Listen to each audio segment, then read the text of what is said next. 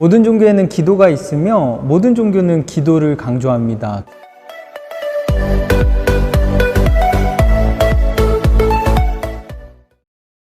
많은 이들이 생각하는 기도는 바라는 것을 구하는 행위입니다. 그리고 바라는 것이 또 현실에서 이루어졌을 때 그 기도가 응답이 되었다고 말합니다. 그런데 정말 기독교가 말하는 기도도 이러한 행위를 말하고 있는 것일까요? 기도는 히브리어로 터필라라고 하는데 이 단어는 동사 팔랄에서 파생되었다고 합니다. 그런데 팔랄은 너무 고대어이기 때문에 그 의미가 명확하지 않다라고 합니다. 한 4가지 정도로 그 의미가 추측이 되고 있는데요. 먼저 팔랄에는 자상을 내다, 상처를 내다 라는 의미가 있습니다.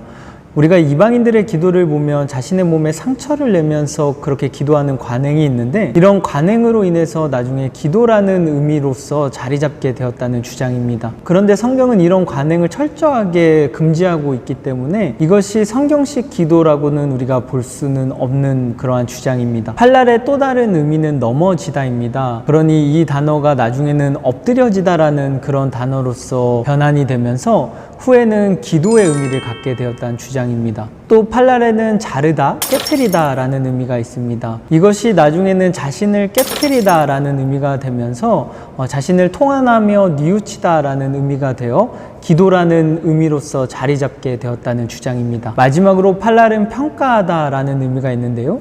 자신을 평가해보다, 자신을 되돌아보다 라는 의미로서 나중에는 이 단어가 기도가 되었다는 주장입니다. 4가지 다 다른 의미가 있지만 이 다른 의미 속에서는 일정한 공통점을 발견할 수 있습니다.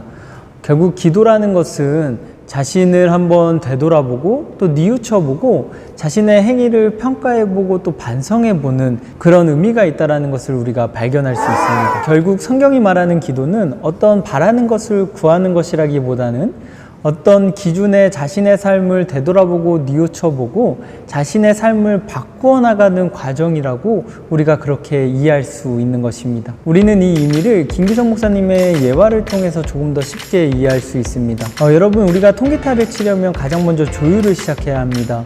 그리고 조율을 하기 위해서는 이 통기타의 음을 맞추어준 절대음이라는 것이 필요합니다. 그리고 보통 절대음은 피아노가 되어주는데요. 절대음인 피아노가 도를 치면 이 통기타는 그 소리를 듣고 그 소리에 맞추어서 음을 조율해야 합니다.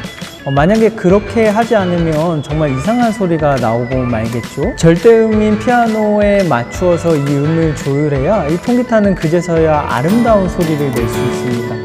여러분, 기도도 마찬가지입니다. 기도는 하나님이라는 절대음에 우리의 마음을 조율하고 또 우리의 삶을 조율하는 과정입니다. 그래서 예수님은 기도를 가르치시며 이방인들처럼 빈말을 되풀이하지 말라고 말씀하십니다.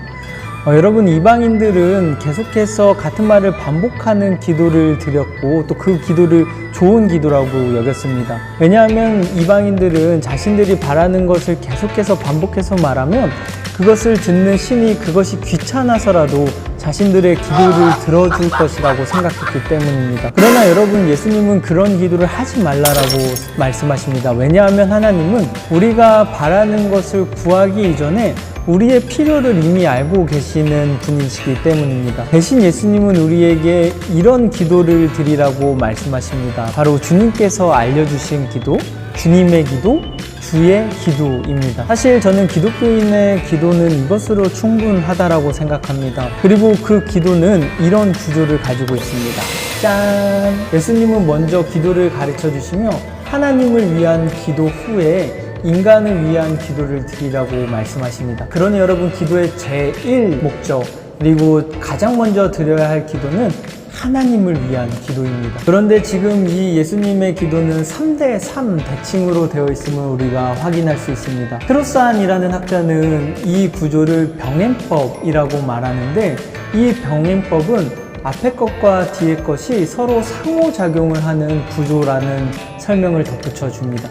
그러니 여러분, 하나님을 위한 기도는 결국엔 인간을 위한 기도이기도 하고 인간을 위한 기도는 결국엔 하나님을 위한 기도라는 그런 가르침입니다. 하나님의 일과 인간의 일은 구분이 되는 그러한 것이 아니라는 가르침이기도 하죠. 생각해보면 여러분, 하나님의 일이라는 것은 다 우리와 연관되어 있지 않겠습니까? 왜냐하면 하나님께서는 우리가 사는 이 세상이 아름답고 또 모두가 잘 사는 세상이 되기를 바라시며, 하나님은 그 세상을 위해서 일하시는 분이기 때문입니다. 결국 하나님의 이름과 나라와 뜻을 위한 이 기도는 우리의 세상의 회복으로 나타나게 되어 있습니다.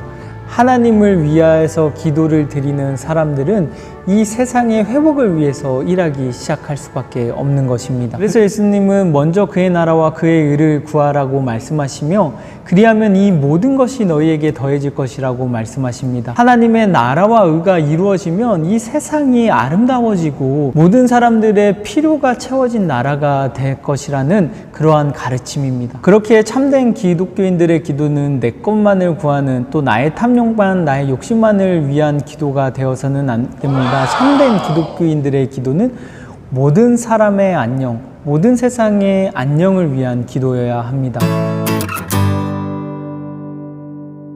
또한 기도는 바랄기에 구할도가 아니라 꾀할기에 그림도자가 되어야 합니다. 기도는 그냥 자리에 앉아서 바라는 것을 구하는 것이 다가 아니라 하나님의 나라의 모습을 한번 우리가 그림으로 그려보고 그 그림을 한번 꾀해보는, 그러니 그 그림에 대해서 우리가 한번 행위해보고 움직여보는 그런 기도가 되어야 한다는 것이죠. 예를 들면 코로나를 위한 기도는 누구나 할 수 있습니다. 이것은 바랄기에 구할도자, 전자의 기도입니다. 그런데 여러분, 꾀할기에 그림도자를 기도하는 정말 참된 기도의 사람들은 코로나의 회복을 위해 기도하는 것에서 그치는 것이 아니라 코로나의 회복을 위해서 자신의 삶을 변화시키기 시작하고, 또 코로나의 회복을 위해 자신이 할 수 있는 일을 하기 시작합니다. 그것을 직접 몸으로써 살아내는 것까지가 바로 기도라는 것이죠. 성경이 우상이라고 말하는 바알 종교의 기도는 자신의 몸에 자상을 내면서까지 자신의 탐욕과 욕심을 채우기 위한 그런 기도였습니다.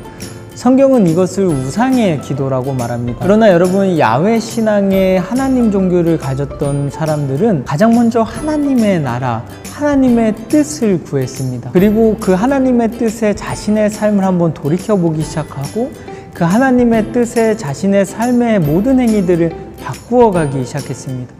이것이 바로 성경이 말하는 기도입니다. 청소년 공동체 친구들, 우리의 기도는 어떤 기도인가요? 우리의 기도가 바알의 종교의 기도가 아니라 참된 하나님을 믿는 사람들의 기도가 되기를 바랍니다. 여러분, 우리가 가장 먼저 구해야 할 것은 하나님의 나라와 하나님의 뜻입니다. 그런데 사람은 어쩔 수 없이 자꾸만 탐욕, 그리고 내가 바라는 욕심들을 기도하게 되는데요. 그럴 때 여러분, 우리가 해야 할 것은 잠시 그 기도를 멈추고 주님의 기도를 계속해서 되뇌이는 것입니다. 왜냐하면 그 기도가 정말 하나님께서 우리에게 바라시는 기도, 세상에서 가장 위대한 기도이기 때문입니다. 우리 친구들의 기도가 주님의 기도가 되는 그날을 바라며 오늘은 여기에서 마치도록 하겠습니다. 깜짝 퀴즈! 첫 번째 문제입니다. 여러분, 히브리어로 기도는 터필라라고 하는데 이 단어는 동사 어떤 것에서 유래가 된, 파생된 단어일까요? 두 번째 문제입니다. 예수님은 우리에게 기도를 가르쳐 주시면서 누구를 위해 기도하고 또 인간을 위해 기도하라고 이렇게 두 가지 병행법으로 가르쳐 주셨죠. 그러면 우리가 가장 먼저 드려야 할 기도는 어떤 분을 위한 기도일까요? 세 번째 문제입니다. 기도는 흔히 바랄기에 구할도자를 쓰는데요. 그런데 우리 기독교인들의 기도는 어떤 단어를 합성한 그러한 기도가 되어야 할까요? 아니